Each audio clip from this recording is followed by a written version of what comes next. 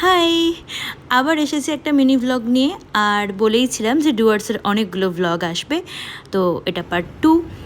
দেখতেই পাচ্ছ সেজেগুজে ঢং করছি সকাল সকাল, তখন ওই 7:30 কি 8টা বাজে। স্নান টান করে রেডি হয়ে যেতে হয়েছে, কারণ সেদিন আমরা যাচ্ছিলাম 7 পয়েন্ট দেখতে।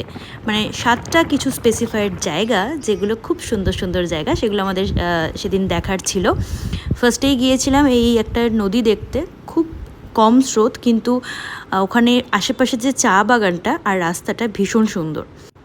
আর তারপর চলে গিয়েছিলাম শ্যামসিংয়ে। সেখানে ওটা অ্যাকচুয়ালি একটা ভিউ পয়েন্ট, যেখান থেকে খুব সুন্দর করে আশেপাশের ভিউটা দেখা যায়। যেমন তোমরা ব্যাকগ্রাউন্ডে দেখতে পাচ্ছ, পাহাড়টা কি দারুণ লাগছে। আর সব থেকে সুন্দর যেটা, ওখানে খুব সুন্দর সুন্দর কিছু পাহাড়ি ফুল ছিল, সেগুলো দেখছিলাম। বিভিন্ন বিভিন্ন কালারের ফুল তুলেছিলাম, সেটাই মাকে বলছিলাম দেখিয়ে দেখিয়ে। তো তারপরে গেলাম আমরা রকি আইল্যান্ড। আর এই জায়গাটা আমার সবচেয়ে বেশি ভালো লেগেছে সেই দিন, কারণ আমি নদীতে নামতে পেরেছি আর নেমে পা ডুবিয়ে বসেছিলাম বেশ খানিকক্ষণ। কি সুন্দর লাগে আসলে। আমি আগে খুব সমুদ্র ভালোবাসতাম, এখন পাহাড় গিয়ে গিয়ে বুঝতে পেরেছি পাহাড় জিনিসটা আরও বেশি ভালো লাগছে আমার। তো সেখানে পাহাড়ি নদী যদি হয় আর আমি ওরকম পা ডুবিয়ে যদি বসে থাকতে পারি, ব্যাস আমার আর কিচ্ছু চায় না। তো পাহাড়ি নদীতে বসে আর একটু কায়দা মেরে নিলাম। এরপরে আমরা গিয়েছিলাম একটা ভিউ পয়েন্টে, যেটা থেকে ভুটান দেখা যায়। অ্যাকচুয়ালি ভুটানের বাড়ি টাড়ি দেখা যায়, কারণ ওটা ভুটানের বর্ডারে। তো সেখানেই যাচ্ছিলাম।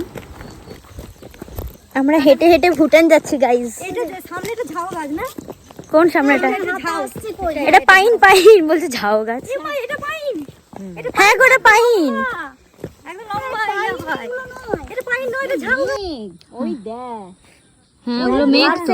মেঘ না থাকলে না, মানে ওয়েদারটা পরিষ্কার হলে আরো খুব সুন্দর ভিউটা, মানে একদম সুন্দর লাগতো। তবে একটা খুব ভালো লাগছে, এখান থেকে ভুটান দেখছি। তারপর ওই ভিউ পয়েন্টটাতে গিয়ে সব থেকে বেশি যেটা দেখলাম, প্রচুর ফুল। আর সব থেকে এই যে পিস লিলিগুলো প্রচুর ওখানে ফুটেছে, সেটা দেখে এত ভালো লাগছিল, কারণ পিস লিলি ফুলটা আমার পার্সোনালি খুব ফেভারিট। আর এই যে পাহাড় দেখছিলাম, সেদিনকে অ্যাকচুয়ালি ওয়েদারটা একটু মেঘলা ছিল, না হলে যদি একটু রোদ থাকতো আরও বেশিই ভালো লাগতো। মেঘেও অবশ্য ভালোই লাগে, তাহলেও রোদ থাকলে আর একটু ক্লিয়ার লাগতো। আর এই যে বড় পাথরটা দেখতে পাচ্ছ, এটাকে ওখানে বলে অ্যাপেল স্টোন।